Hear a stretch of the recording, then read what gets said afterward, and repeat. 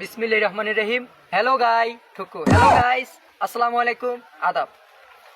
ভানুর বেটা রোড কাটালবাড়ি কুড়িগ্রাম কলিকাতা খবর বলতেছি আমি তেলাপোকা। এবার বিবিসির খবর শুনবেন ভাঙা টিভির পাশে। গতকাল সুমনের দোকানের ডালপুরি খেয়ে 90টি মশা হতো এবং 3টি টিকটিকি নিহত।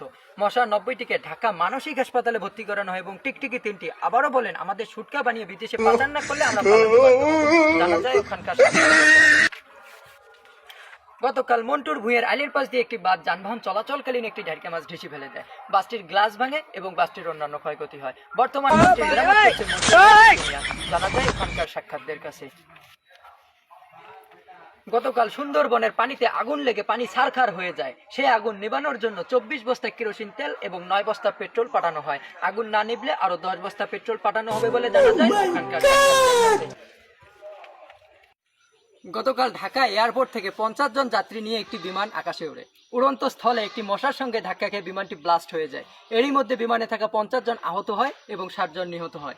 আহতদের শ্মশানে পোড়ানো হয় এবং নিহতদের কলেজে ভর্তি করানো হয় বলে জানা যায়। তো গাইস, আজ এই পর্যন্তই। আমার খবর ভালো লাগলে একটা লাইক দিবেন আর পরবর্তী খবর শোনার জন্য 90